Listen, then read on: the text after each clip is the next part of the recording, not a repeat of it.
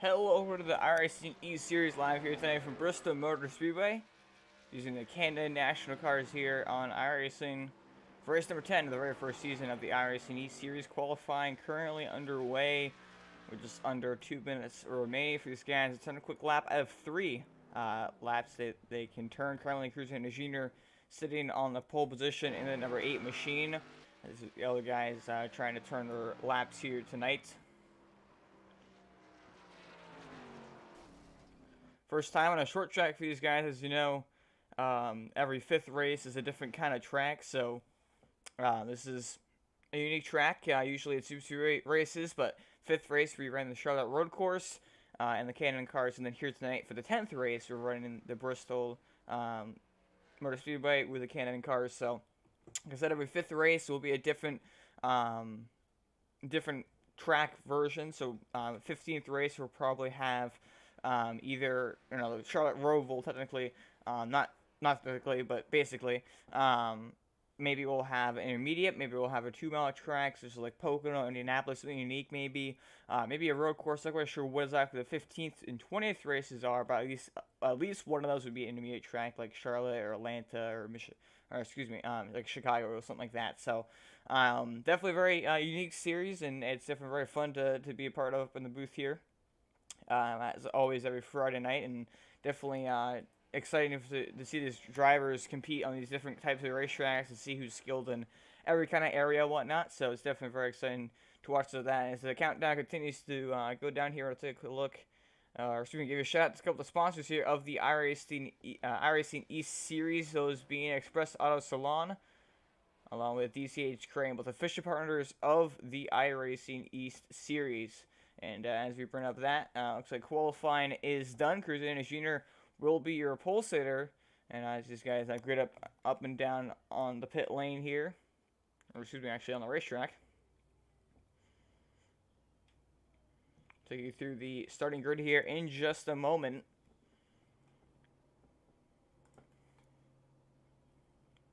Appreciate y'all spending your Friday night here with us. We hope you enjoyed tonight's race. 10 fast pairs for these guys, so definitely not, definitely not very scary. That's for sure. Definitely a lot of backup that they have here, and it's Bristol. You're gonna have a lot of wrecks, or not necessarily wrecks, but just people hitting the wall. It's a short track. It's a half mile, the fastest half mile in the world. It's Bristol, baby, and this is one of the hardest racetracks on the NASCAR circuit. So especially bringing a bunch of Super Series guys into a half-mile Super Series, basically, it's absolutely crazy fast compared to other half miles, such as Martinsville. So it's going to be very interesting to see how this goes. Here, hopefully, we're going to have clean races, we always want to see, and usually have as far as Super Series have gone. But we'll have to wait and see until the green flag is. Looks like they are loaded up. We're going to take a look now at your LCTV starting grid here for 125 laps around this 0.5 mile track. You tell how much I'm used to Super Series races. So, starting on pole, you have Cruz Jr. with a time of 14.264, and Chris Etcheper will start second in the number 38 machine. Row number 2, we have Jeffrey McConey in the 76, and Greg McConey is brother out there on the outside, started in P4. Row number 3 here, row number in the 37, Jason Pop. In the number 1 machine, starting 7th here tonight, Taylor Khan in the 33, Jesse Fox in the 69 Chevrolet. So number 9th here tonight, we have Nathan Hall in the 42 machine. Park Garksta rounds out your top 10 starters. Bobby Hash rounds out your field of qualifiers here, started in 11th place. Then you get back to, looks like you have Brendan Wilson in the mix up here. You have Bobby Hash, Scott Leitner, Eric Reinhardt, Diego Vasquez, Russ Nash, Daniel Crossett, Darren Manning, Brandon Ashburn, as your starters here tonight for tonight's event. So as always, wait for the pace car to make its way down onto the pit lane here, and hopefully we can get these guys underway here, and we'll just see. Definitely an experiment for sure. Practice wasn't quite as clean as I'm sure everybody kind of wanted it to be, but hopefully everybody is a lot better in the race. iRacing official for Mustang pace car pulls his way on the pit lane. We're ready to get going here. The Bristol Motor Speedway green flag is flying right here from Bristol. Great start by the 38 of Chris Edgebear on the bottom. Looks as he's going to take the lead here away as he clears the 8 machine coming off turn number 2 there. 8 drives it in hard on the outside, but he's going to set the racetrack. That will cost him the chance to lead in. Maybe even second place. Greg McConey now going to jump down low. Looks like he's able to get around him already. The caution flag waves in just lap number 2. We got a big wreck in the back of the field. The 80 machine goes around. More guys checking up and piling in. Looks like, oh man, we got the 501 machine, the 42 with a lot of damage, 66 I believe that is. 80 got turned around there, 27 has some nose damage. Big wreck already here at Bristol, and looks like the 1 machine extremely destroyed. Just extremely destroyed. What in the world happened? Well, we're going to take a look now at exactly what caused all this. As it looks like it actually started by the guy running the 6th place, Jason Pop. He's running out here in 6th place all by himself. He accidentally goes a little bit tight off turn number 4, hits the outside wall. That causes him to go down the track into the inside wall. Basically just a lawn for the ride at this point in time. And then after that happens, he comes back up into traffic. Park Garza just gets by the 42, not quite as lucky. The 30 as well. The 42 actually barrel rolling down the banking. Looks like about 3 or 4 times he's still rolling. Multiple times rolling out up the banking. That is nuts. Then everybody kind of checks up here, and it looks like everybody gets mostly settled. The 42. Then slides back to the racetrack. The 501. 66 make contact, and a lot of the guys get involved in that one there.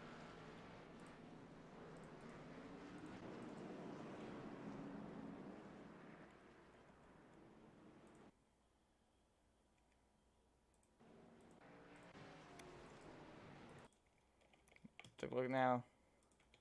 Some more guys getting involved here. The 80 machine just no one really able to go and hits the. Actually gets tagged with a 710. He actually missed the wreck. He gets rear-ended. Not saying too severe in the back end, but we're just going to wait and see exactly how that works out for him. Actually, some contact there after the fact with the number 6 machine, but unfortunately, Bristol we don't have much time to look at the replays as we're already lined up double file here once again, or almost in a double file. I think it is 2 to green currently, so. Yeah, not much time exactly to look at replays. It's a short race, and yeah, that was definitely not exactly what we wanted to see in the first lap, obviously. But that's Bristol, and these guys are going to have to get used to that through the night. Hopefully, as we go on through the night, these guys are able to get used to racing each other around here at a short track and basically get everything working. You know, hopefully that'll get a lot better, and we're able to basically, you know, race cleaner and not have big ones like that at Bristol. But yeah, like I said, very unique racetrack and definitely very different what these guys typically run every week, which is Daytona and Talladega. So those guys are going to have to get used to it and accustomed to it a little bit here, and hopefully that doesn't cause too many problems, obviously. Cause a little bit right there, but as currently Chris Etcheperry, number 38 machine, up in the front of the pack here, currently in the lead, right behind the pace car there, and I believe now we'll get the 1 to go signal this time by. My apologies for miscounting that there, but there it is. So, placed on the Ford Mustang pace car. 38 machine looks like he's actually going to choose the outside lane, which is interesting because it seems like the outside lane, I've had experience here at Bristol. I really love this racetrack, honestly, just personally racing at it. It seems like the outside lane is obviously the best here once you kind of get 10 laps even probably a little bit after about 3 laps on. The top lane is absolutely the dominant lane. You cannot really run the bottom unless you save your tires. So the inside lane is really good on in that sense, but it actually looks like we have single file restarts here, so that's very interesting. Single file restarts at Bristol. So 38 machine leave the field to the green flag. Green flag is flying now, and the 38 machine gonna get a great restart, being in that lead, having nobody to contend with. Next to us is 8 machine. Cruz Andy shooting gets another great restart now on the bottom, but he's going to get a little bit tight wash at the racetrack, and now he's side by side the 37 machine of Will Vornummer as the 8 drives it in hard. Going to set the racetrack. 37 with a crossover down, back down low. 37 now has the advantage. He's going to throw it in the corner. Oh, it blinks out. Oh, man, big net code issues, and the 8 climbs on top of the wall. He manages to keep it out of everybody's way and save it, but that is really unfortunate that 37 blinked out there and wasn't even on the racetrack where we could see, and just hit the 8 machine invisibly. So that's unfortunate. Now we actually have a caution flag out. That looks like it might be out for the 6 machine potentially. Let's take a look here and see exactly what happened. The number 6 to the camera here. But yeah, like that took a look also what exactly happened there. The 8 machine was just, I believe the netcode incident there. So take a look now at the 6. It looks like he was maybe trying to kind of hurt or accidentally downshifted. Actually, it looks like it was very odd. Looks like he actually accidentally downshifted and spun the car out. Having some connection issues as well. So now we're going to take a look at the 8 machine, as that was very interesting for sure. Side by side with 37, they're having a great race going here. All of a sudden, they go to turn number 1 and 37 blinks out. He's not even on the racetrack. You can see his tire marks, though, as he goes up the racetrack as his car is blinking in and out and kind of, moving all around the racetrack. Absolutely just destroys the 8 machine. Nothing he can do about it. The car's not even there, and he just gets hit. And that's really unfortunate. Obviously, not the 37's fault. He just blinked out, and unfortunately, that cost the 8 a lot of time and probably a fast repair, honestly. But that was definitely very interesting. So, second caution flag of the night here already, but that was interesting spin by the 6 machine. I'm not quite sure what exactly happened to him there, but it's going to allow some guys to get their cars fixed and repaired and whatnot. And we're going to see actually if we can get a word in here with the 8 machine of Cruz Andy Jr. after he pits at least. Trying to find him here. There he is. So we're wording here after he pits.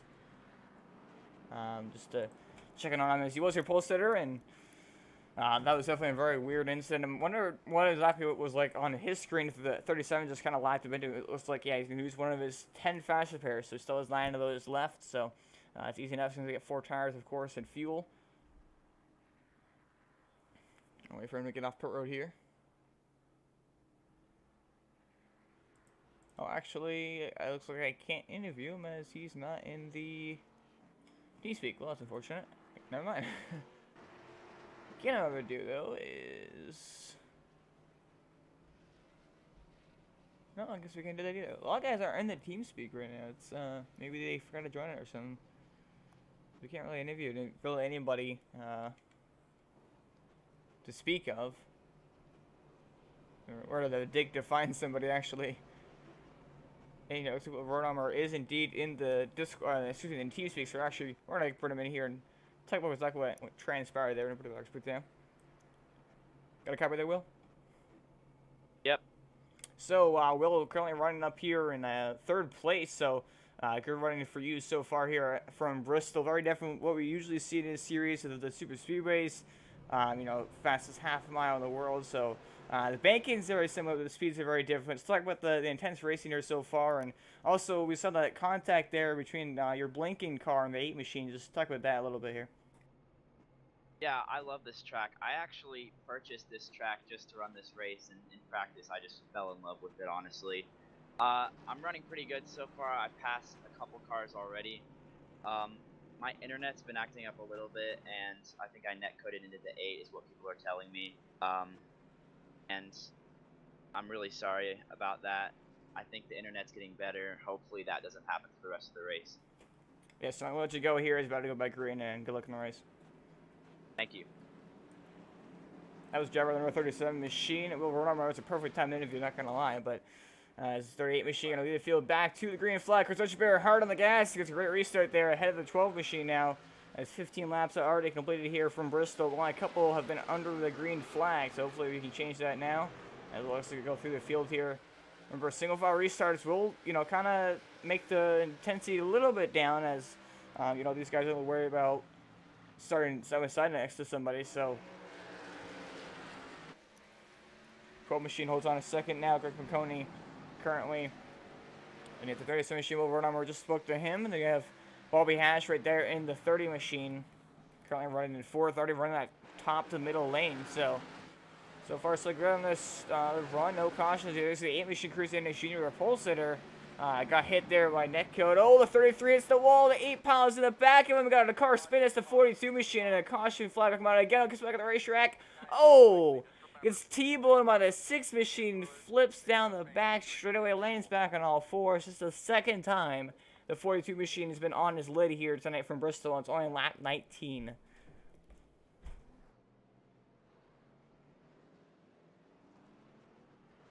Wild ride of the 42 machine once again. Take a look exactly to see what happened there. The cause of that, we saw the contact there between the 33 and the 8. Not sure if that kind of led to just to him trying to check up and actually spun the car or what there, but that was very weird for sure, as that'll put us now under the third caution flag of the night.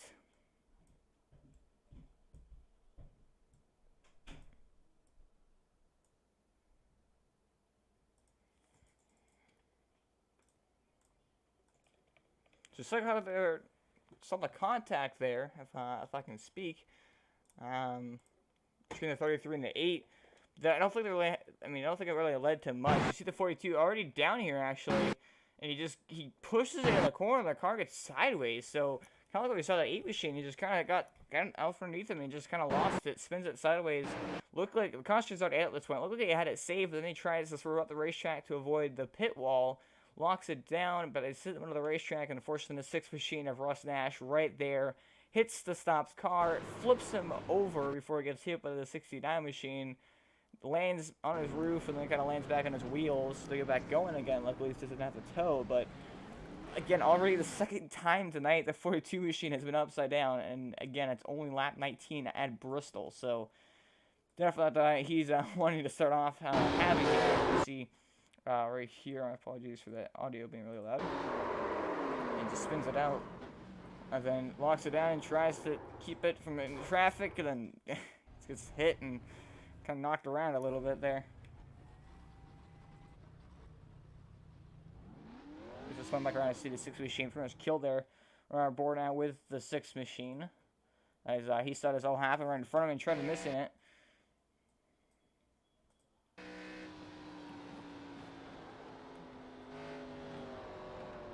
Bam! Nowhere really to go. Nowhere really to go.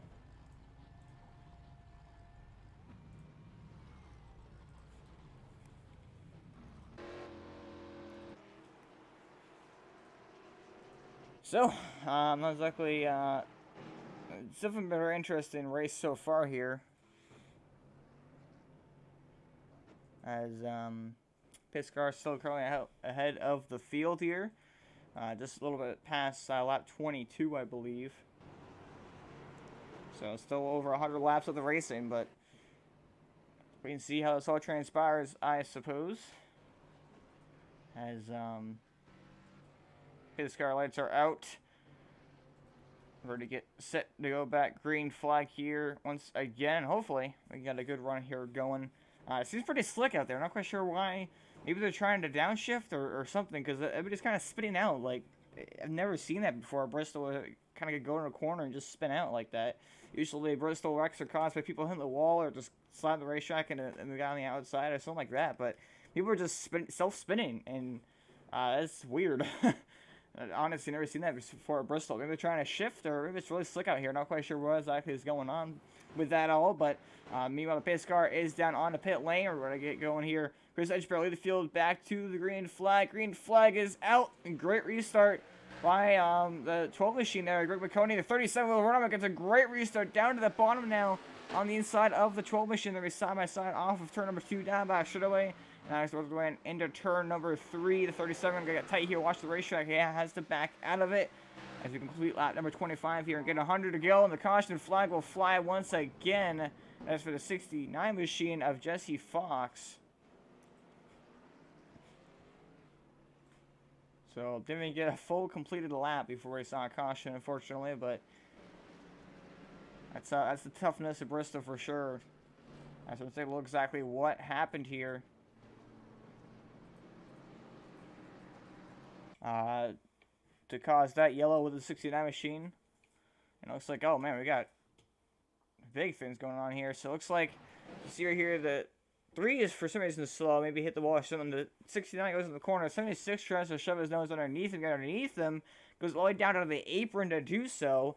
Basically just hits the 69 Jesse Fox, and then everybody else kind of piles in. The 710, the 3. Looks like the 33 goes for a big slide here, and actually gets hit by the 3 machine and hits the barrels. So, luckily it didn't get stuck in those barrels, because that does happen quite often. But interesting for sure as far as exactly what that was all about. And see if we can get a little bit further back of a view here. Maybe trying to figure out exactly why this all transpires. So, we're on board with the 33 machine. Maybe just kind of check it up for some reason. And it's 76 right underneath the 69. And then 33 just gets tagged, and then gets tagged once again, but the 3 machine spins it around, and he ends up hitting the barrels. Luckily, he was, able to not get stuck in them, like I said earlier. So, very interesting. Right on board now with the 76 machine of Jeffrey McConey. And to see exactly what happened here with him. Not quite sure if it was part of the checkup or what. Yeah, he just tried going underneath him. Shot there 3 wide. He had room. And looks like the 69 just came down and maybe not realizing he jumped underneath him like that. And then 76 machine gets turned sideways. Oh, actually makes contact with the 710 there, Rick Reinhardt, a little bit. But nothing too severe, I don't believe, on that machine. As it looks like now the 3 machine is actually already put it behind the wall, even though it get involved in a couple accidents. So maybe he just, maybe he has something to do. I don't know for sure. But we're going to take you under our first commercial break of the night, as the pace car has some issues here. But first commercial break of the night. It won't be very long ones here at Bristol, but we'll be right back after these short messages.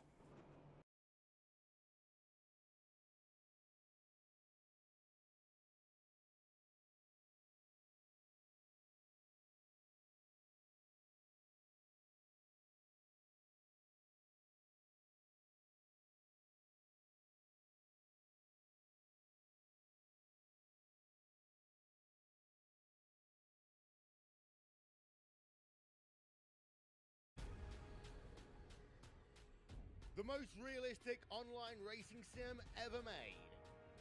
This is iRacing.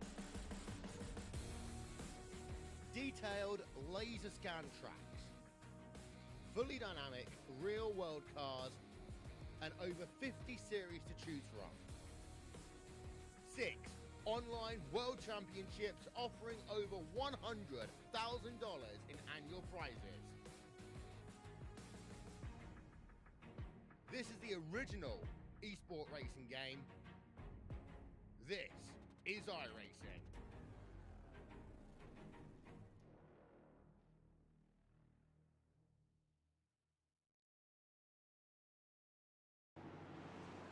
We're back live here to Bristol for the iRacing East Series. Pace car down on pit lane. We're back. We're going to have a restart here. Green flag is flying over here once again from Bristol. Chris Hutchfield continuing to lead the race here currently. 37 Shiva Rama right there, though, trying to look for the race lead. He's over here, 30, gets sideways, make contact. 38 on the racetrack, it comes back up into 37, more contact, and they managed to keep us straight and get going here. Now, side by side of the Pennzoil car, we see the 30 and the 38. They're almost making contact right in the back straightaway. Wolverhampton, heard him say, just bought the racetrack. He's out in the front here, and now it's just 38 actually got really sideways off of turn number 2 there, and luckily they were able to save it. Great job of both of those drivers staying on their race cars, and it was definitely great car control by both of them.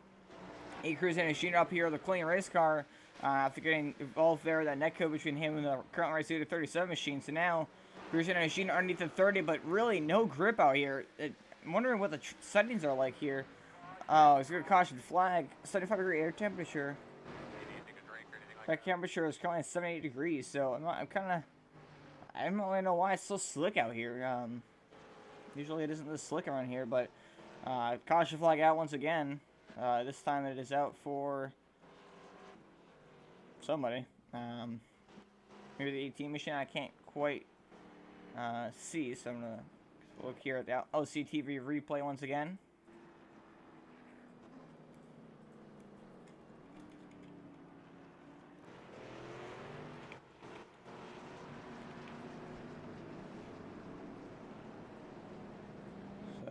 Look here and see exactly what happened to run out the yellow.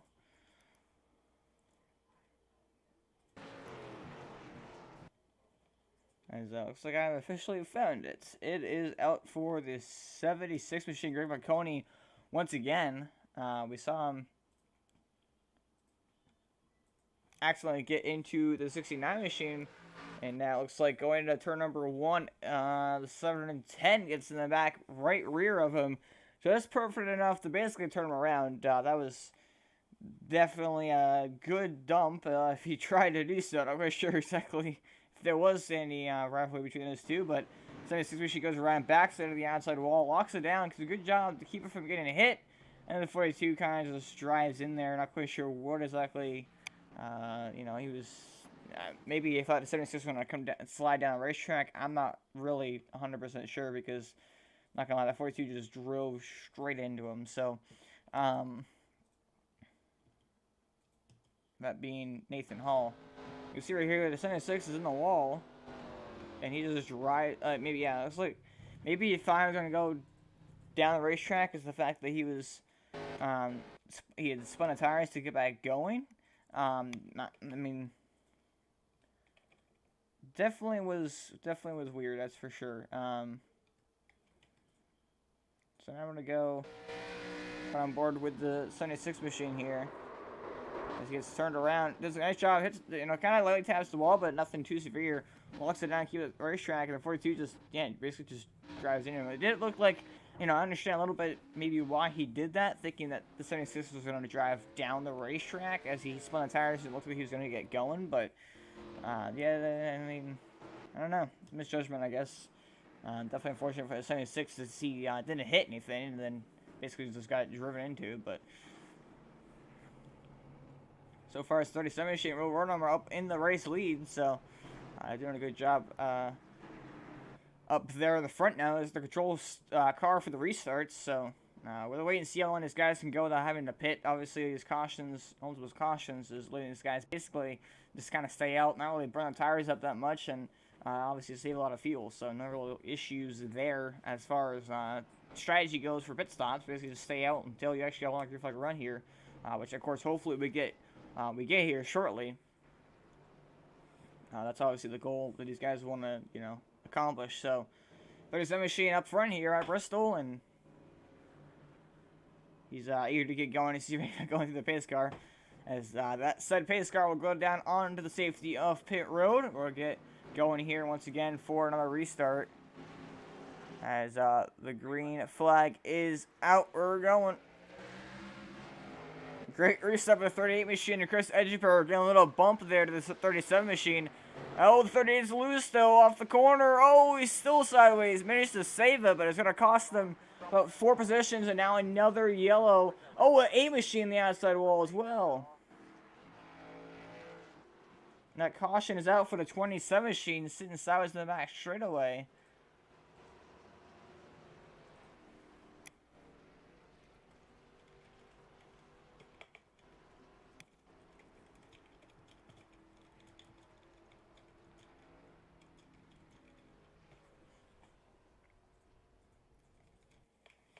So we're going to take a look and see exactly what happened there to the 27 machine. And then also obviously look at what is likely happening there. 8 there, won't put him on the wall. That's the second time now in a row he's been at the front, basically, and gotten hit in the wall. The first time it's been a complete neck code. So, fortunately, here's the 27 machine. That being Daniel Crossit, and looks like the 33 gets a good run on the outside of him. And then as they come off the corner, the 27 comes up a little bit. 33 looks like he actually got loose, came down quite a bit. Got on the corner pin of the 27, basically just hooked him and he hit the wall. A really, really bad angle. 18 just squeaks by, and 66 not quite as likely. T-bones the 27 as he gets launched around. Actually gets launched up in the air by 7 and 10, and others kind of just hitting him there. And he's kind of sitting there in the back straight away. So that was a wild ride for sure. For the 27 machine of Dino Crossit. We're going to take a ride on board with him.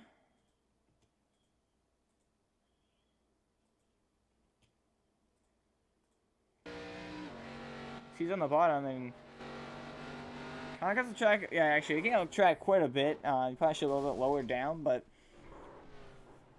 what a ride he took for sure down right there. That was nuts. Then also, we saw the contact there between the 8 and somebody else there. As he was fighting himself back up towards the front, worked his way up, and in the almost second here, goes to the outside of the 30, and oh, looks like maybe, what in the world? His steering just, he didn't steer.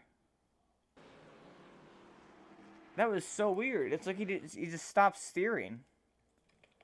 He climbs on top of the wall again for the second time tonight, but I think that was massive neck cut again. Like, there was definitely a little bit of contact between him and the 30, but, like, the car just, like, stalled. Like, it just would not steer. That was so weird. You're going to see here. See the 8.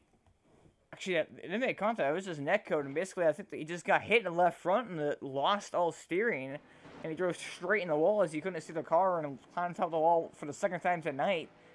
That was very odd. So basically, the 8 machine cruising and Sheener, having more issues now. And it looks like now he might have just pitted again to fix his car. It looks like he did so. So, on that beautiful paint scheme, unfortunately not having a great night tonight. But, yeah, that was very, very weird for sure. Anyway. It looks like Will Romer is still up front here. Still has yet to pit in this race, so.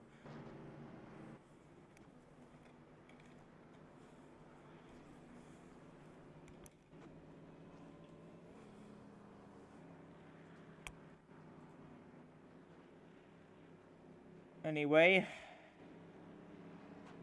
His car will go back down onto pit road and give me our attempt here at another restart. Pace car is on pit road and a green flag is flying. You get in the gas 30 machine of Bobby Haskell's a great restart. Jumps to the outside of 37. Can he make it stick? No. 37 will hold on race lead for now, but 30 has a good run off turn number 2 here. Gonna drive in hard on the outside. Slides way up the racetrack. 37 hugs that bottom. It looks like he'll be able to lead that lap once again. Holds on race lead on the 12 of Greg McConey trying to get around the 30 machine. As 30 gets a huge run, the race leader, Will Romer, will try to keep it around the bottom, but it's kind of not quite as fast. It gets a good run on the top. Caution flag comes out. And that was a perfect timing for... Oh, man, we got our car flipping. That's the one of Jason Poppy lands on top of the pit road wall and is stuck. What in the world? I have never seen that in my life. Literally perfectly balanced, stuck up on top of the pit road wall. I mean, that none of the wheels are touching anything right now except for air. That is amazing. What in the world happened? It was barrel rolling at Bristol. That's the second time we've seen a car, or third time actually, we've seen a car pretty much barrel roll and flip over. That is nuts. That was perfect timing, too, for Will Romer, as he's about to get past, and the gosh came out at the perfect time, as you see, wow, a big wreck here, it looks like. That will print out the caution, so here you have the one machine, Jason Pop looks like contact, maybe the 66 is maybe driven in the corner too hard, got loose, gets hit by the 38 of Chris Etcheper, the 8 of Chris Andy Jr. gets involved as well, then the 1 goes around, hits the wall, goes for a spin. The 7 to 10 goes flying in. Didn't even try to hit the brakes. That was nuts. One machine, Jason Pop, then, therefore, barrel rolls about 6 times. Blinks in and out as he's barrel rolling. Continues to barrel roll down the racetrack. The 413 then hits him and knocks him up onto the pit road wall. And it just rests there and has to tow. That is incredible. What in the world was... That was nuts. It looks like the 66 got loose off turn number 4. Then that caused a mess at turn number 1. Contact kind of just inspired, and it kind of went flying. The 710 just kept flying in there. The one machine's barrel rolling multiple times. Comes back, continuously barrel rolling, and lands on top of the wall. And he tries to get it off the wall, but he is perfectly balanced on that thing. And that was very, very interesting. No, this is not Daytona or Talladega. We just saw multiple cars barrel roll at Bristol. Yeah, that was a very interesting wreck. The 8 machine did a great job to save that one with the 38, but 710 came flying in there.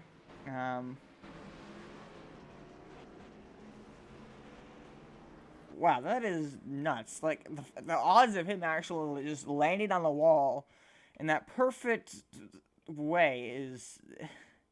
Like, that's like a once-in-a-lifetime thing, that's for sure. That is nuts. Anyway.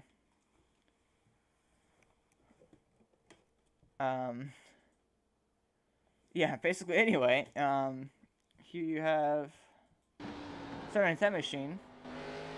Run on board with him. You see the wreck happening up there ahead. And, yep, didn't lift. Basically, I lift a little bit, but... yeah, I mean, I don't know. Okay. I don't know what I just saw. That was very, very interesting for sure. Meanwhile, the pace car lights are out, I believe. Pace car, I can't see it. There it is. So, iRacing.com official for must pace car.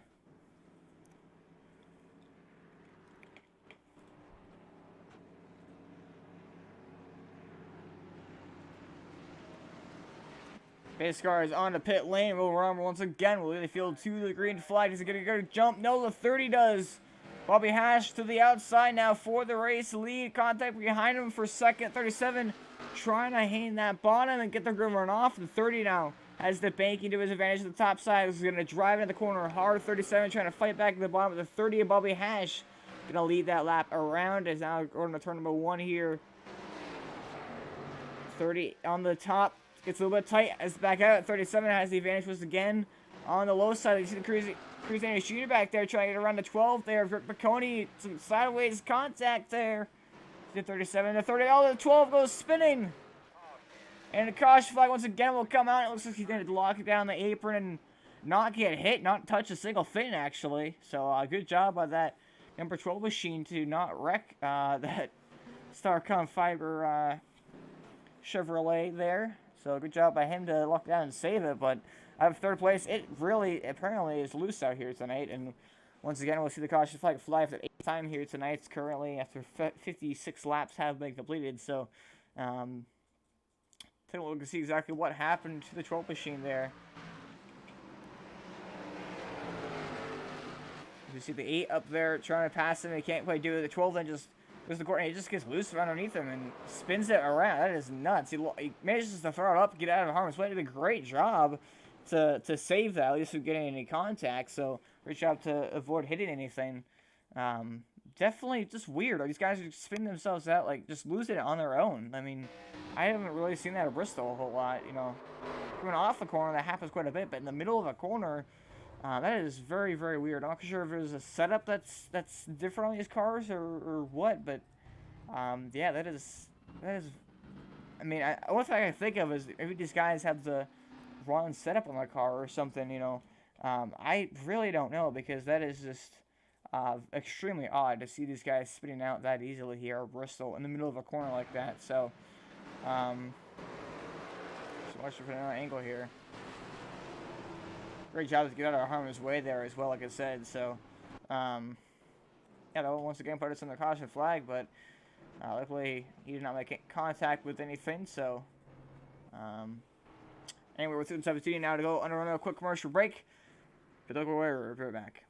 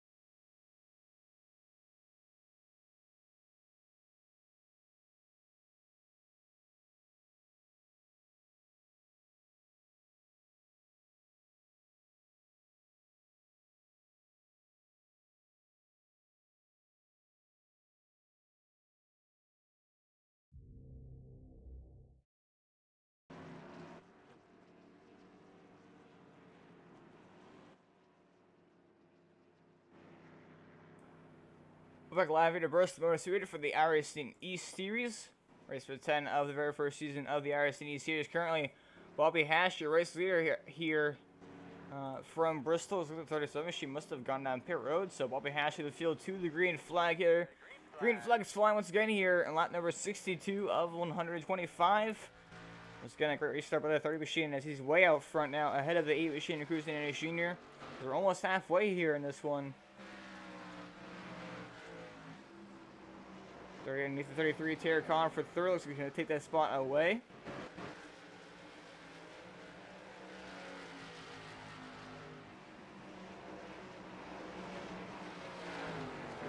Gert McConey after spinning out there, not hitting anything.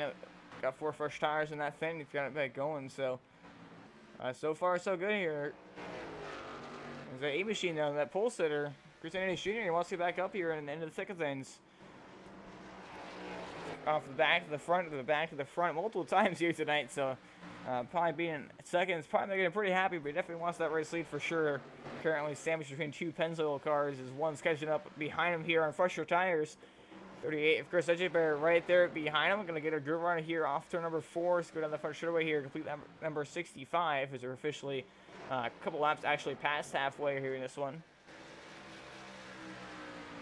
And so far, this is the longest green flag run we've had tonight. So definitely these guys getting better and learning a little bit more about this racetrack and how to run it and how to run it around other guys. And, you know, especially now how to run it actually on old tires and whatnot. So 42 machine, Nathan Hall, though. He's going on pit road now. As Cruising and Jr. is going for the race lead underneath Bobby Haskins. A little bit loose off turn 4. Oh, he clips the apron going to turn number 1 because of it. Now the 38 pinches him. Go. Oh, man. Very close. Hard race. Now the 8 machine going to fall back to 3rd and gives up the 2 Pennzoil cars to go have at it for the lead here. Bobby Hash holding on to it for now. 38 Chris Edgebear right there. Now the 8 of Cruising and Jr. under fire for the 33 of Taylor Khan. Bill Verdommer here after pitting. It's coming back in 5th. This is side by side for the race lead. 38 almost being in contact there with the 30s. It was very close for sure, but driving it in hard into the corner, running that low line, trying to run the 30. But the top side's really, really good for defense. Not only is it really probably the faster lane, but it's way faster when you're trying to run the top versus the bottom, trying to pass them. Because the bottom kind of just get tight washed at the racetrack, whereas on the top side, you can kind of just run that line. He's got a car, and you say, well, there's a 66 machine. No caution flag is actually on the apron, and maybe even stuck in the wall. Some glitch happening there for sure, but also he towed it back to the road, so we'll say green here. Unfortunately, he got out of the contention, and now actually we do get a caution flag, and this time it is out for... Oh, the 18 machine. Oh, the 6 of Urson Ash just misses it, but the 18 machine, I believe that is Darren Manning. Indeed it is. Going around on the front straightaway.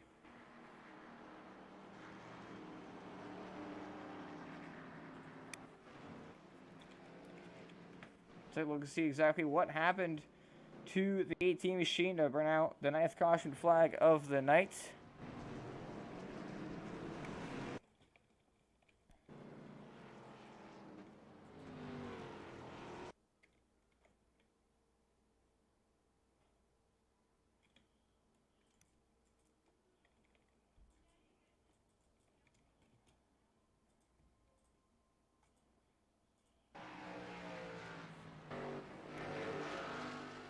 The 18 machine goes out of picture here. I think he just spinning out. So I'm guessing he kind of just lost in his zone. I don't see any damage on 18, so he backs it in the inside wall, though, which is going to give him quite a bit of damage, trying to get everybody's way. But I think he just kind of lost it on his own. Again, I'm not quite sure why he was off the picture there for such a long time, but he just went for a spin just to keep it out of harm's way. Everybody did a great job there by him to do so. But definitely weird though. A lot of guys having self spins, just kind of getting loose, but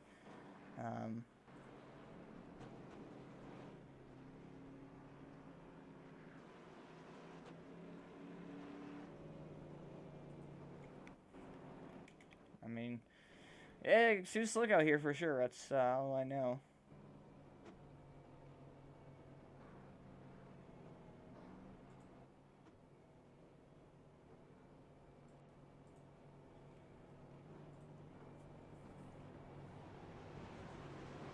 Looking at the race summary so far, as we approach over the halfway point. That longest group of run we had was right there, so that was pretty cool to see a little bit of that action there and see who can be good on the long runs along with the short runs. So 75 laps completed here, 50 laps to go. So we're officially now Basically, if I can do my math correctly here, 3/5 of the way, yeah, 3/5 of the way through the race. So, 5 lead changes so far here. We've had 9 caution flags for what will be 46 caution laps, I believe. So, definitely not the record we probably want to have set here currently, but that was the longest run we've seen, like I said. So, we're making progress for sure. These guys are able to pick up a little bit more knowledge exactly and figure out how to race here and do well on the run. Again, it seems really loose out here. The car setup seems really loose. Again, not quite sure if I'm curious to see if they accidentally made it a different setup or something, because it just seems so weird. But it just seems so slick out here. So take a look at the track info here. Track length 0.52 miles. Current track temperature is 79 degrees, so it's gone up 1 degree. Looking in Bristol, Tennessee.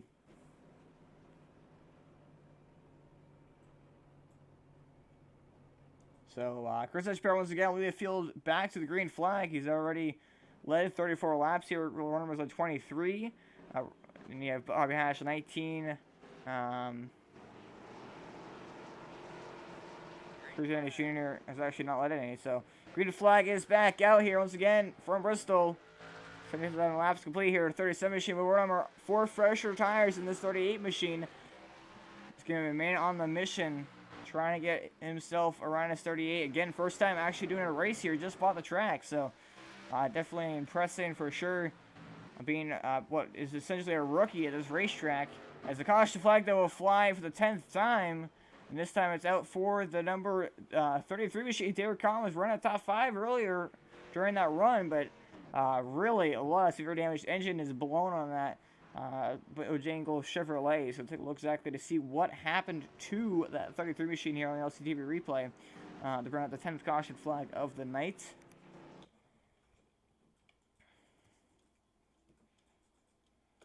And it looks like it looks like the 6th machine of Russ Nash really checked up. The 33 tried avoiding him. Accidentally came out the racetrack a little bit, maybe a bit of an echo as well between him and the 12 machine group. But Coney gets sideways, overcorrects just a little bit, hits the outside wall pretty heavy. The 27 then hits him. Absolutely nowhere to go for the 27 machine. Did across at 80. Diego Vasquez just makes it through on the inside. Great job by him to do that and make it through there on the bottom as the 33 spins around. And I'm not quite sure why that blew his motor. I mean, didn't get hit that hard, but that is certainly very interesting. I think we're on board now with the driver of the 33 machine.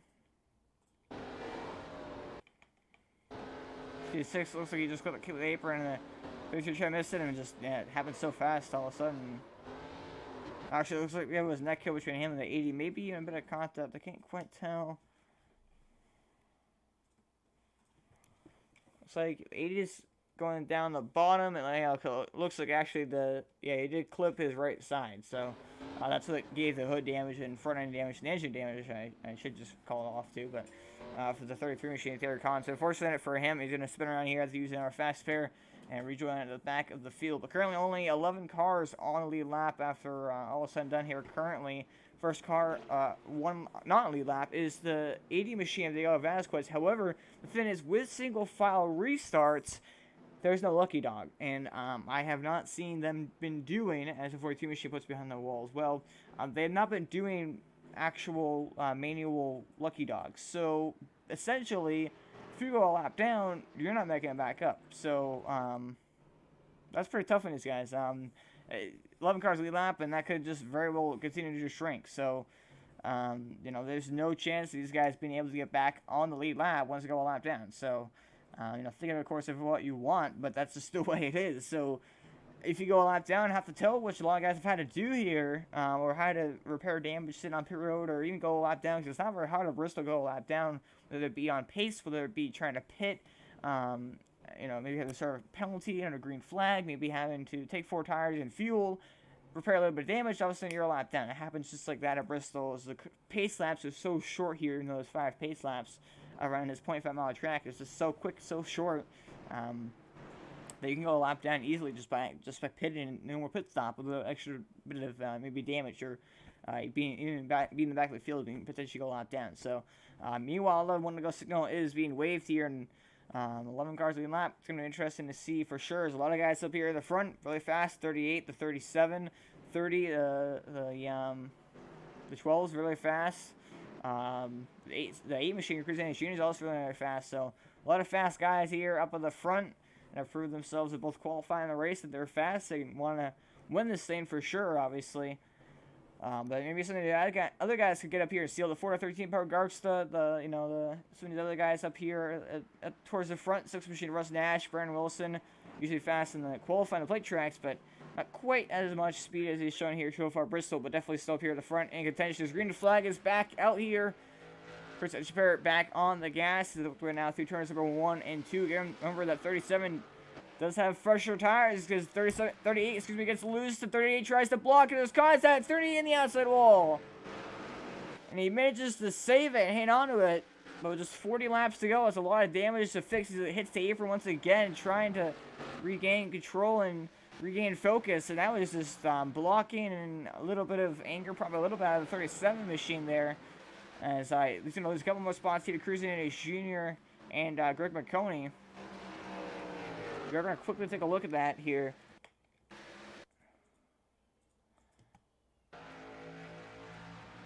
See here, he just kind of comes out of the corner. Gets a little bit loose. 37 has a huge run. A 38 tries to block him. The 37 goes all the way down to the apron to try to avoid contact.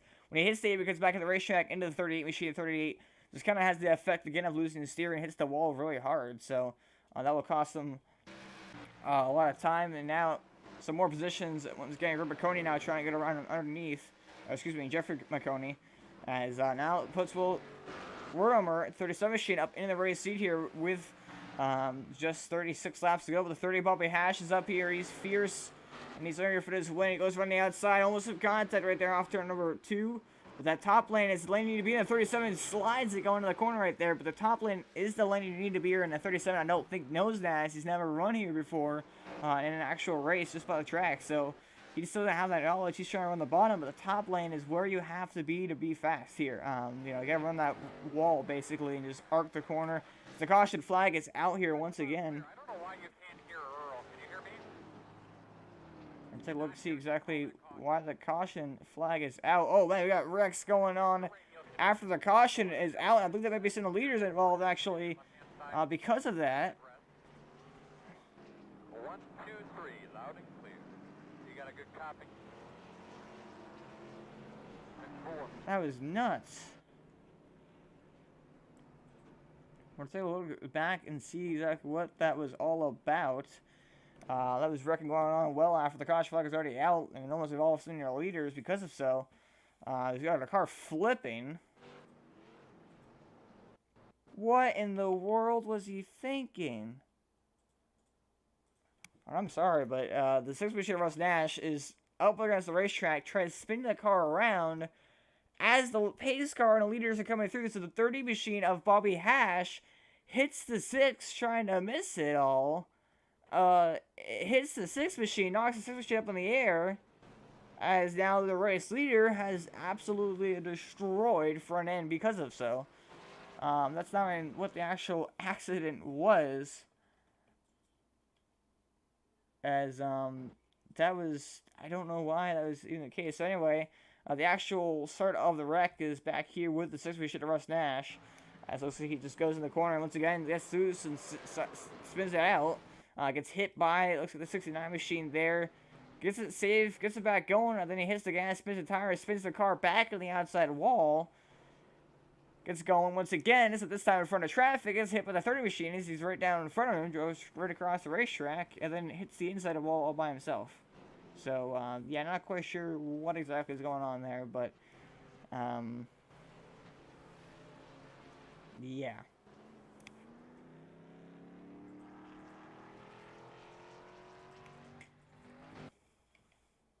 I'll take a ride on board now with the 30 machine as this all happened right ahead of him.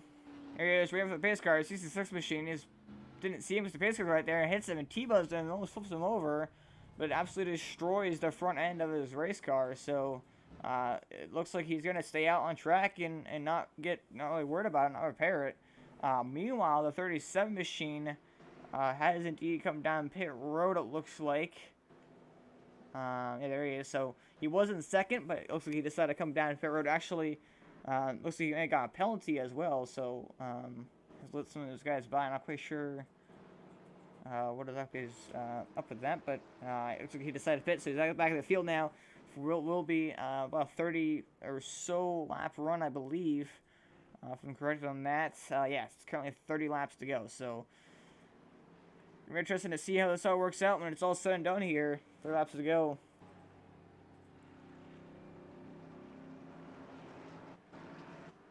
We'll just have to wait and see exactly how this all works out.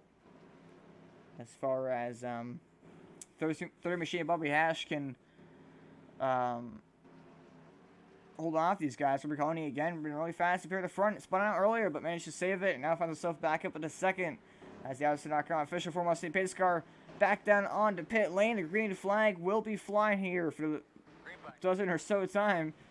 Green flag is out. Bobby Hash on the gas. And it looks like he's going to get a good restart here on the 12 machine as they go line up behind a 12 hour connection issues. But it looks like he's back. The 8 machine goes around. Cruising in. Junior gets hit with a 4-13. And that will cause another caution. The 4-13 up on his side. Oh, the 27 follows in late.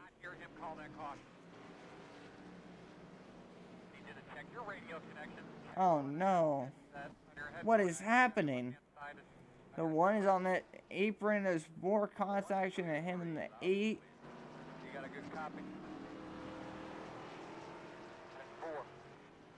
So that went out the 10th caution flag of the night. The 12th caution flag of the night. That was certainly weird. Looks like here, the 8 cruising machine, looks like he just clipped the apron on the bottom. That causes him to obviously get tight, lose a little bit of control of the car to 76. Actually, it doesn't even touch him. He just gets sideways after clipping the apron. He goes for a spin. The 76 barely stays off. Great job of him to miss him. For the 13, unfortunately, cannot do the same. T-bones and really nowhere absolutely at all to go. Then hits him once again. And that turns the 8 machine sideways. The 8 machine rolls down the racetrack. 27 tries, missing him. Powell's in. As corner panel spins him around. And then, as he gets back going here, the one has his. He can't steer. He's turned over to the right, but he can't steer the car. What happened to the 1 machine? Didn't pop. Oh, well, there's this whole separate wreck back here. So Will Romer and Russ Nash get together, spin themselves out, then the 1 hits them, hits the outside wall, and I know, okay, I think there's a little bit of a glitch where the car either, the tires go on the ground, which looks like that would be the case, or the tires go through the hood. So he can't, his car literally cannot steer. He's turning over to the right now, he cannot steer the car, hits the inside wall, the 8 backs it, oh my gosh. That is nuts. So yeah, they had 2 separate wrecks, and then the 1 machine can't steer, and now basically is way behind. We had 2 separate wrecks there. The 37 machine and the 37 tries to come down the 6, but he's not clear. Spins himself out, goes to the racetrack, hits the 1. So that was, yeah, that was, that is wild for sure. Wow. Anyway, that was the 12th caution flag of the night, and now, I'm gonna go back live. So not much racing left to go here.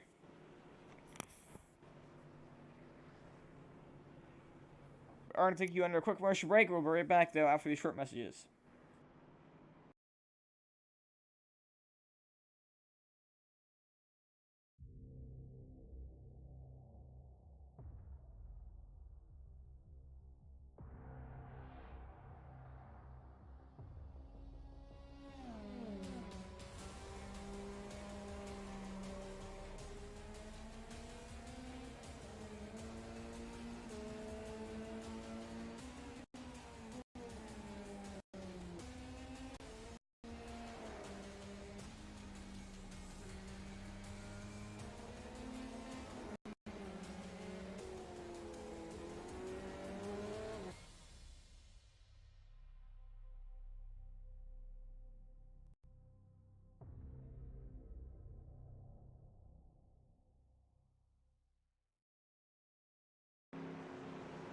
Well, back to Bristol as green flag's about to come out. Flag. Green flag is out once again from Bristol. Just 23 laps to go. But we stay green. That's the question. The machine actually had a tow there. He's on pit road, so he's out of the contention. Unfortunately, oh man, 37 dumps to 18. And does a 360. Keeps going. Great job by the AT machine to do all the sixes, spin himself. Oh, in the inside wall. Oh man. That was a great job with the AT machine, at least, if they're managing to keep it off of everything there. He just kind of did a 360 and kept going. And I was able to see what happened. The AT kind of just checks up. Looks like he got loose or clipped the apron or something there. Checked up coming off the corner. 37 tries staying off of him, but just actually misjudges his speed and gets to the back of him and spins him around. Just a racing accident. 18 goes for a spin, but it's a great job to lock it down, keep it off everybody, and do a 360. But then the 6 kind of just comes in here, locks the brakes up, spins into the inside wall, and hits it pretty good, too. It's going to run on board now with the 37 machine. But what number is that? Basically where it all started. So here you have the 18 there. Man, it looks like, yeah, he just kind of was out of control and trying to save it. And the 18, fortunately, just gets turned around there by the 37. It's a great job to kind of save it and get back going. For sure there.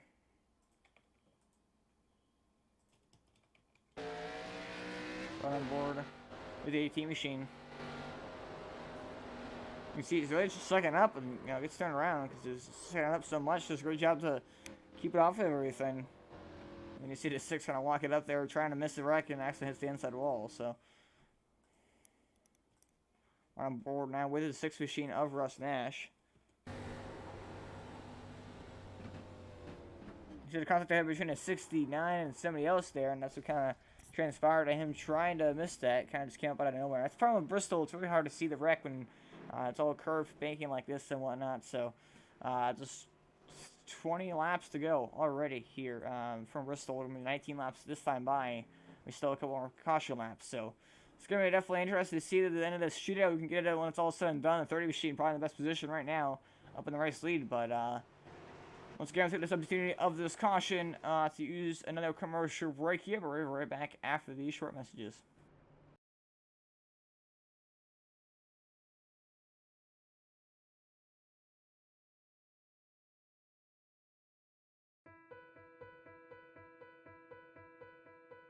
I want to leap over buildings, want to fly over the shores, faster than a lightning flash, rushing through the cool night air. Oh,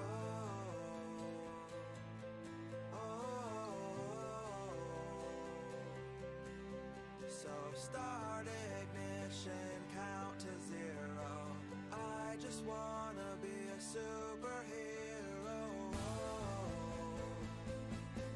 Oh, with fearless thoughts, emotions swirl. I wanna be the man that saves the world.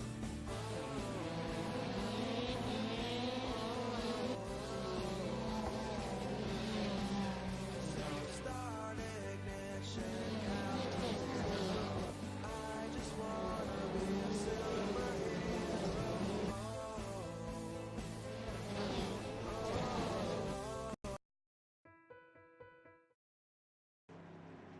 My live here to Bristol most beautiful, the iRacing Series pace car back down the pit lane. Bobby Hash once again lead the field to the green flag.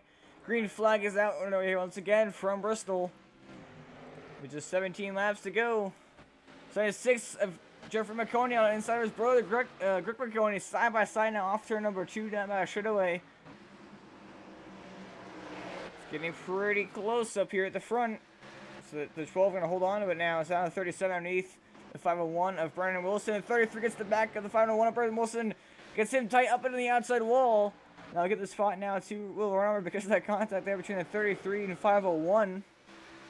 Chris Edgebear back here currently sitting in 5th place. And so far we continue to stay green. 15 laps to go. 37 has a huge run. Or 38 a huge run on 37 now. Is now Chris Edgebear going to get the run off of turn number 4 here. Oh, 37 gets loose. Almost with contact. Oh, there is contact. And the 37 gets stumped.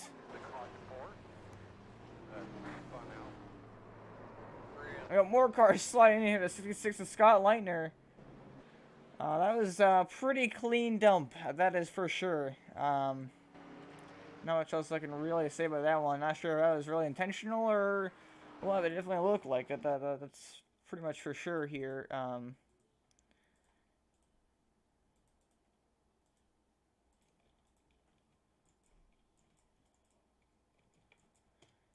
mean, yeah, the 37 just got loose off turn number 4.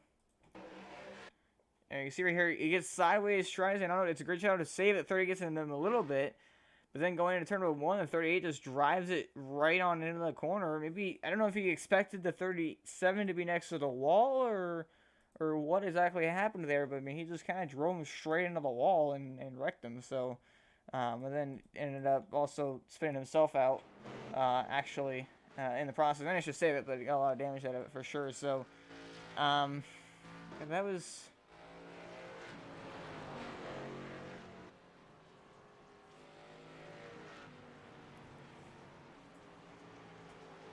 That was very interesting.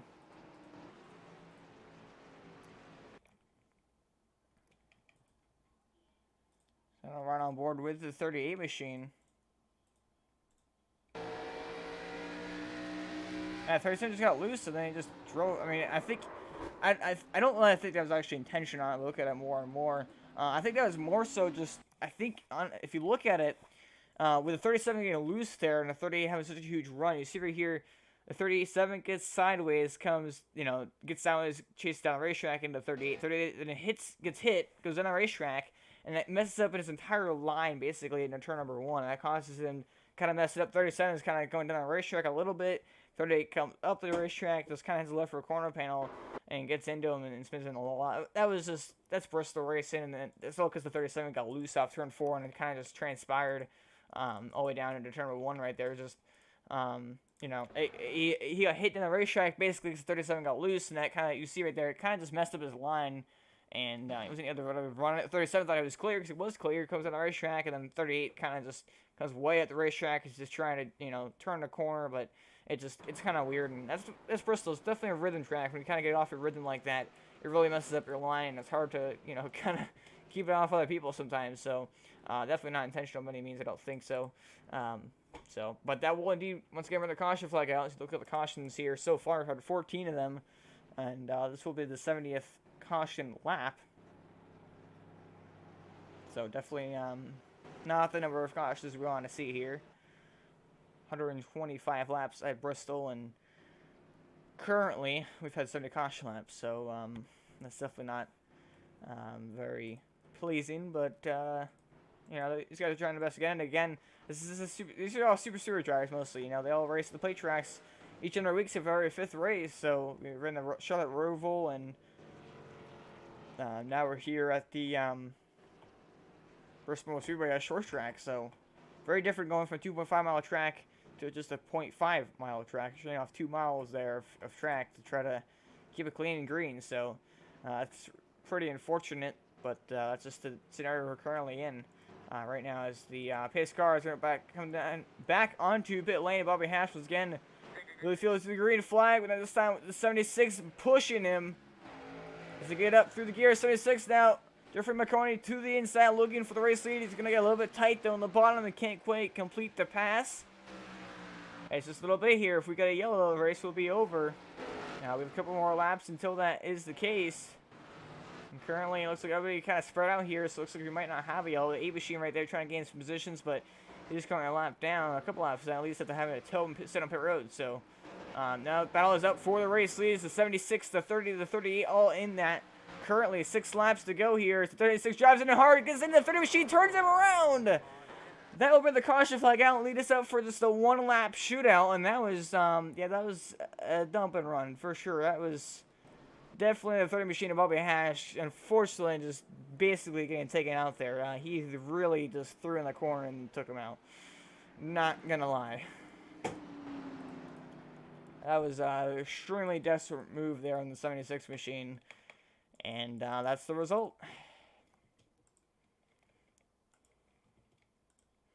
So 76 machine didn't really have a nose underneath him going in the corner. He just really just threw in the corner and just slid up the racetrack and dumped the 30 machine. I mean, wasn't intentional, I don't think, but it was an extremely desperate move of the 76 of Jeffrey McConey, and unfortunately, it's at the expense of the 30 and the 33 and everybody else who got involved there.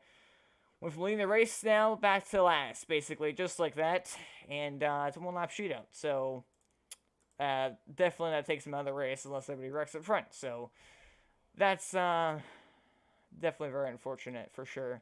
As again, I believe that will be the that will lead us up for the one-lap shootout. But we're on board now with the 76 machine here, out here from Marconi. I mean, it wasn't intentional. You hear let off the gas, but very desperate move, and it definitely did not pay off by any means. And that's that's kind of short track racing. Obviously, that's not what I wanted to see, and that's obviously not what the drivers wanted to see. And I guarantee the 30 machine is probably really mad at currently at the 76. But at the same time, that's Bristol with 6 laps to go. I mean, not trying to justify it, obviously, but that's just the result of what you have sometimes when somebody's desperate trying to get the win, and they just kind of throw it in a corner, hope it sticks, and when it doesn't, it's at the expense of several other drivers, and they're able to basically get away with the lead. So now he finds himself in the lead here. Kind of finds himself up front, and again, I believe this will be a one-lap shootout.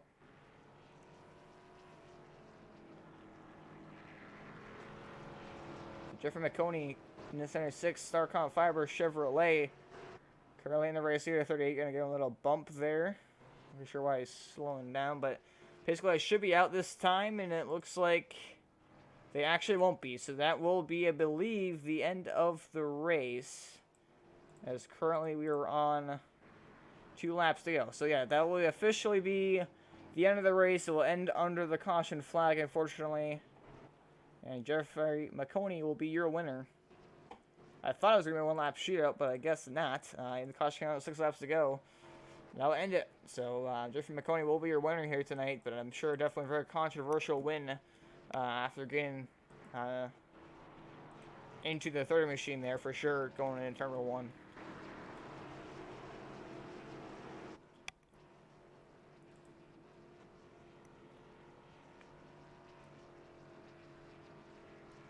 White flag waves here.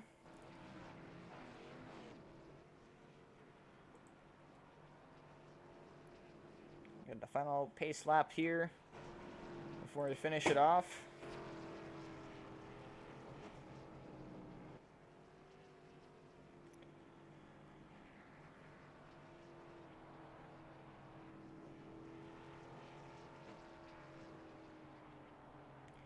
Drivers number 3 and 4 for the final time here.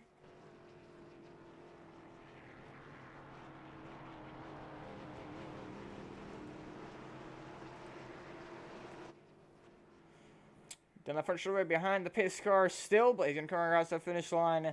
And Jeffrey McConey will be your winner here tonight. From Bristol. Number 76 machine going to victory lane.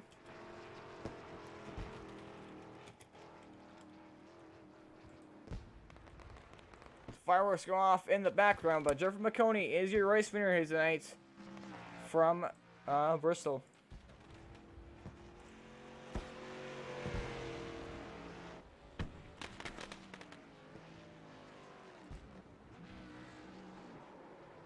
Just gonna do some donuts here. Oh, gets hit by the 18.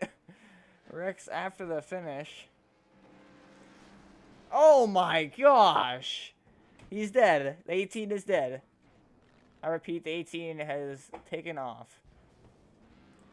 But we're going to take you for a quick commercial break. We're right back at awarding your top few finishes. Look at the results and everything here. And everything here from Bristol Motor. We're right back after the short messages.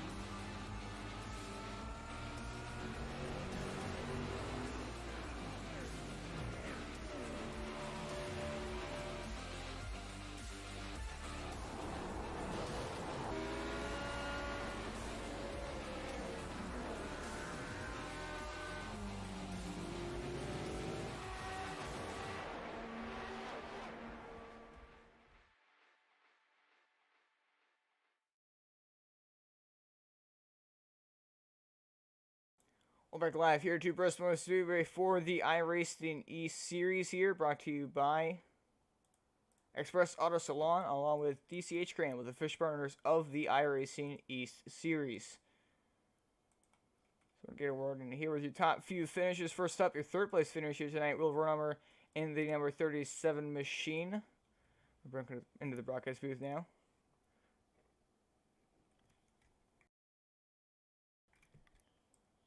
Will Vernommer, got a copy. Yep. So Willie running out with a podium finish here tonight after leading 28 laps. Started back in 5th place, so started pretty near where you ended up finishing tonight, but definitely very chaotic Bristol race here, and luckily for you, able to get a solid 3rd place finish, especially for your very first race here ever at Bristol, as you mentioned earlier in the interview, during the race, you were in 3rd actually. So overall, a pretty good night for you. Just stuck with the race as a whole and the kind of chaos that it took on throughout the night. Well, as you said, the race was very chaotic. I'm pretty sure we ran more caution laps than green laps. I haven't actually checked the stat, but I wouldn't be surprised. It was fun to lead in that early middle part of the race. Most of it was under caution, but that was pretty fun. Funny story, I ended up going into the wrong pit lane when I was in 2nd and basically throwing away my race at that point and getting a penalty and being forced to start in the back. So that was just a product of my first race going into the wrong pit. But I had new tires and I started to cut through the field a little bit late after the pit blunder, and a couple cautions stacked back up the field for me. I was running in 5th before that last wreck, and 2 cars in front of me crashed, and I managed to avoid both of them and pick up a 3rd. So yeah, that was pretty fun. Yeah, and always like I mentioned before, your very first race here at Bristol, and obviously the lack of experience compared to the other guys out here probably raced this track multiple times, if not a couple times at this racetrack on the simulator. So obviously you probably were at a bit of a disadvantage there coming into this race, but definitely performed very well coming to podium finish. Is there anything that was kind of surprising to you being the first race here on the simulator for you at Bristol, maybe with the different lines or how the car handled it and whatnot? Going along with that, I also wanted to ask, I know you've never raced here before at Bristol to really get a sense of it, but I noticed it was really loose out there tonight, a lot of grip. Just talk about the handling of the car and what you found interesting throughout the night. Well, right when I hopped into the session, first thing I found interesting was how banked it was. I knew Bristol was banked, but I hadn't actually experienced it before, so it's a big surprise to see a short track banked this much, considering how many flat short tracks I've raced. I think that makes it a lot more fun, and I know it's like you said, it was like the fastest half mile or something. I definitely believe it because that was just awesome racing fast. And Bristol just seems like a really cool track, and I'll have to race it a lot in the future. The car was extremely loose. I wrecked a lot in practice, but I adjusted my settings and I found a good groove for me, and I didn't manage to self spin the whole race, so I'm actually pretty proud of that. And the car was very loose, as evidenced by a lot of the cautions tonight by guys getting loose. But the K&N cars are always really fun to drive on any track, so this combination was perfect. Alright, well, any special shots and thank yous want to give out here that brought you home to a 3rd place finish? They were not on the car this weekend, but I want to thank my dad's furniture company, Trillium Workshop. You can visit them at trilliumworkshop.com. Alrighty, well, congratulations on your solid 3rd place finish here tonight, Will, and as always, have a good night.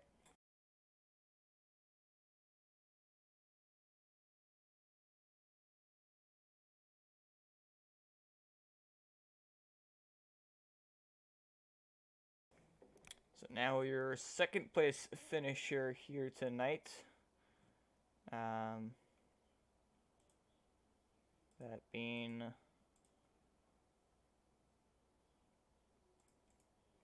I'm not quite sure why. There we go. 2nd place finisher tonight, Chris Etchepair, number 38 machine. I'm gonna see if we're gonna broadcast booth now.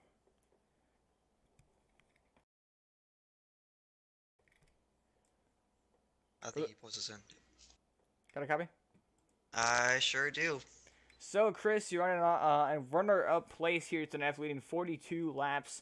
I believe the most out of anybody, but definitely a very chaotic race here tonight from Bristol. Probably not what most of these guys expected. We saw the yellow flag out more so than the green flag. We did see some green flag runs there, in here, there and here, to kind of change it up a little bit. And you seemed pretty fast on those long runs. The short runs really did not go your way most of the time. Just like with the race there as a whole, what maybe you could have tried doing different there to try to pick up the win, and the strategy there with all the cautions of when the time to pit was. Seemed pretty well for you, obviously, getting up runner place, but talk about the race as a whole and what your thoughts on it. It was a fun race. Don't get me wrong, Bristol is always fun to remember what car you're in. And yeah, it was fun, but minus all the cautions. But when you pit, get fresh tires, you feel like you're Superman. You don't have to lay off the gas that much and just pass everyone. Sucks being second place. I believe I had the fast car out there, and just not gonna do right there. Yeah, and obviously, you ran up front most of the race. You led 42 laps. You definitely are a front runner, and you still finish up front. Solid second place finish after starting second. So same start and finish position. But definitely, you definitely seemed very fast out there, and it just didn't seem to quite go your way. Definitely caught the two guys there, but unfortunately for you, the caution kind of ended it there. And I did want to ask you, it did seem very loose out here tonight. And I was kind of surprised by that because I know I've raced Bristol a lot here on the simulator and done some broadcasts here, of course, and I've never really seen the cars that loose, even the K&N cars. And I checked the settings to see if it was hot and slick or not, but it didn't really look like it. So is there something different on the setup potentially that was changed, or was it just really, really slick out there? No, it's we didn't have a long run to do it. During practice, I got long runs where it was getting loose, coming off the corners, definitely. So I honestly believe we just didn't have a long enough run to make it to where the cars were loose. It's just harder for people. We're super speedway guys, so when we go from super speedway to a short track like Bristol, we don't know to get back on throttle, how much throttle to do, and people just get loose, come off the corners and stuff, and just not giving any room to anyone. Saw that a lot. A lot of people won't give each other room, and it's just Bristol. Be tempers, people gonna be bumping, banging, and it's how it is.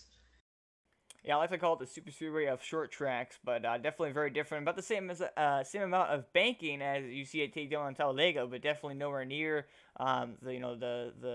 the speeds you're going at or the lines you need to run, and definitely very unique. And I think that was probably the issue we saw a lot with the cautions here tonight, was the fact that everybody's used to going flat out, running the plate tracks. And then when you have these kind of every fifth race, it definitely brings a lot of diversity, and it can definitely make the races exciting and kind of make everybody more skilled in different racetracks, of course.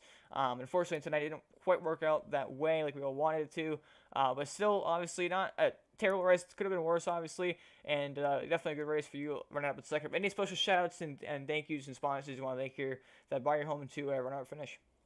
Definitely DCH Crane for putting on the league. For you guys for broadcasting the race. You guys do a fantastic job. I watched the replays a lot, and yeah, you guys do an awesome job. So keep up the good work, man. It's awesome. All right, I appreciate you there, Chris, and again, congratulations on your second place finish, and as always, have a good night. I'm pretty sure you're gonna catch me with a win here pretty soon. Let's hope. I was driver of the 38 machine there, Chris Etchebeer, running up in second place, just short of the win. But now, the driver of the number 76 machine, controversial or not, but he's your race winner here tonight from Bristol. I'm going to get a word in here with him. Got a copy there, Jeff? I do have a copy, yes, sir. So, Jeff, you wanted to have a victory lane here tonight. Only led 6 laps. We started a solid third place starting position. You rounded up on top. Very chaotic race there tonight. We saw, I believe, 15 cautions, if I counted correctly, in total. Definitely very, very wild and probably not what we all expected and obviously wanted. But it worked out the way you wanted to work out. Obviously, they're winding up a victory lane when it's all said and done. Talk about the race as a whole, how it was all playing out there, the cautions and the strategy, when to pit for fresh tires and when not to. Obviously, we had some long different runs in there to kind of force guys to pit a little bit there. Start the strategy there throughout the race, how it all went up for you, and how you're able to line up victory lane. It was absolutely wild. I just bought Bristol a couple days ago, and that was the first time I unloaded and started turning laps. And it was a practice session there, and I ran about 102, I think it was. I did some testing earlier today, and I knew the car was fast. It's a very difficult car to drive, as you saw by everyone spinning out, but it was just a ton of fun. At some points, not at others. So I actually, at one point, I got collected in probably 4 or 5 different wrecks. I lost count of just, you know, I get early on the brakes and they'd go right through me, and I'd come on the mic. I'd say, "Come on, man, we can do better than this." I was 2 laps down at one point. Just hard fought, hard fought. Got the lucky dog twice, hit it at the right time for tires, and then worked my way up towards the front. My brother Greg, his car died. I don't quite know what happened with him, but his car died, so that took him out. He was just as fast as I was, so that moved me from third to second, and then it was just a sprint to the end. And with 7 to go, for past 3 laps to 39, I had been side by side racing hard, and finally at that point, I put it in a little too hard, and I came right on right away and apologized to him. I didn't want to wreck him like that. It was certainly not the way I wanted to win this race, and I came on right away and apologized. Um, but that's short track race, and I grew up in New England. Um, I've driven some race cars up there, and that's just the way you race, you know. When you sit in the stands and watch those cars racing, and that's how they do it. Towards the end, is you gotta put your fender in, and if it sticks and you get around without touching them, then it's a miracle. But if you touch, you touch, and that's what happens. And I think he understands that. You know, it wasn't an incident of I was in there out to wreck him. I was on the brakes in that corner, and it was just a hard fought race. I had Chris right there behind me, and if I didn't give it 110%, I wouldn't have wound up in victory lane. But it was certainly a hard fought race, coming from 2 laps down at one point to up towards the front. I'm just as shocked as everyone else that I wound up in victory lane, but I'm more than happy to be here. Yeah, definitely a lot of fast guys in here. Senator Chris Cruz and others like the 30 Machine and like you mentioned there, your brother all seem very fast. There's definitely a lot of different leaders and a lot of different moments where it looked like this guy was in victory lane, and then it kind of changed shape. With every lap, it almost changed hands and how it looked like it was going to work out. So definitely very excited to watch that. Of course, obviously the cautions a little bit hindered that a little bit, obviously, but definitely a pretty intense race here at Bristol as you usually expect. And talk about I think the main difference that really stood out here, what may be the cause of so many cautions, I want to get your opinion on it a little bit, obviously as a race winner, but, the fact most of the guys are used to racing the plate tracks, and that's what the series is usually all about. Every fifth race, of course, a different racetrack brings definitely a very big obstacle and change into it, very uniqueness, obviously. And did you feel like, obviously, the change from a 2.5-mile track to a 0.5-mile track, just talk about how you felt that really affected and how everybody drove? Yeah, that was absolutely a big change, and it was certainly one to adjust to. I'm used to sort of showing up to or Daytona or a plate track, and you put down laps, and the way you win those races is with your teammates. I think it was about 3 weeks ago, my brother and we happened to be first and second, and whoever was in front would let off a little, the other would come down in front, and one would push the other, and that's teammate racing. Well, here it's a whole other story. My brother and I communicate a lot during the race in a private chat where we figure out our strategies and everything. And our strategy tonight was play defense for the other, and whatever happens, happens. And that was scary at the end, losing him. I'm out there all by myself, surrounded. I'm a chunk of meat surrounded by sharks, it feels like, if you're running second or up towards the front. But yeah, it's definitely a big difference. You're not all lined up in a row like a super speedway, and you're on the brakes, and you're gauging how everyone else is running and where you can beat them. Do you change your line? You run a little bit deeper in before you're on the brakes. You brake earlier, and it's a whole other element to it, and it's a ton of fun. But it's really certainly different than what we're used to, but it's a good change every once in a while. And definitely, it's very exciting to see, who's skilled across all different kinds of racetracks instead of just the plate tracks. So it definitely brings a unique, like I said, uniqueness to it, and definitely it's very exciting to watch. Going into 1 week where a guy is really good at the plate tracks, and you kind of have a short track specialist. So it's really fun to watch that kind of progress as we continue on. Of course, the next unique race will be the 15th race. Still, I'm not sure if you guys have decided on that yet. What track that will be at, but probably an intermediate or a road course or something along those lines. So, definitely very interesting, obviously, in a thought like that. But meanwhile, any special shout outs and thank yous and sponsors you want to bring, I thank here that bring home to the win? Well, first and foremost, absolutely DCH Crane for letting us even run this series at all. I've got a couple IRL sponsors that help out the race teams that I work with: Greystone, Jimmy Simpson Racing, and actually I want to shout out my brother, because if he didn't, if he wasn't out there as a teammate and helping me turn laps and doing practice sessions with me and everything else, beforehand we probably ran 100, 150 laps, and without him, I don't know where I would be. He and I are running pretty close in lap times. We started third and fourth, so yeah. So DCH Crane, Greystone, Jimmy Simpson Racing, and my brother. More than happy to have them on board, letting us do what we love every Friday night. Absolutely. And, anyway, congratulations on the win here tonight, Toby. Go celebrate. Thank you. I absolutely will. Have a good one. Keep up the great work. All right, that was your race winner tonight, Jeffrey McConey, in the number 76 machine. Bringing the victory here tonight from Bristol. Now let's look at your race results. Running up in the race win, as I said, Jeffrey McConey and the 76 machine. Chris Edgeberry comes up just short there in second. With Ronomer runs it out in third. Brennan Wilson, a solid fourth place finish here tonight. Diego Vasquez in fifth. They remain in sixth.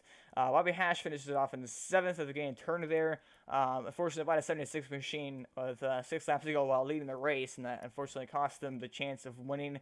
Russ Nash, last car in the lead lap in 8th. Then you have Eric Reinhardt 9th. Jesse Fox runs at your top 10. 11th place here tonight, Paul Garksta in the number 413 machine. He finishes 11th, 2 laps down. Greg McConey in 12th there, 3 laps down. Daniel Cross at 13th, 4 laps down. Taylor Kahn in 14th. Scott Leitner in 15th, 8 laps down. Jason Pop, 11 laps down in 16th. Christian Sheener, 17th. Nathan Hall, 42 laps down. Brad Mashburn, some of these guys are the ones who quit earlier on. I didn't even start the race. It's just the 15 machine. Brad Mashburn in 19th. And right at your field here tonight, Nathan Stewart in the number 15 machine. That's right. It finishes it off in 20th. So we appreciate watching here tonight. Lovely Friday nights. Again, make sure you check us out Tuesday night as we continue for race number 2 of. Actually, excuse me. No, never mind about that. I think they're back. We actually have an off week this weekend since we have the new iRacing build. So this Tuesday will not be VASR. That'll be next week. We head to, I believe, Atlanta. So that's not next week, but next broadcast will be right here on LCTV. Right here in this series, the iRacing E Series, we head back to another plate track for race number 11 of the first season of the iRacing E Series. So make sure you come out and watch that. As always, 8:30 p.m. Eastern. And I hope you all join us once again there. I appreciate you all watching here tonight. Congratulations to Jeffrey McConey on the win. And we'll see you next time. LCTV. Have a good night.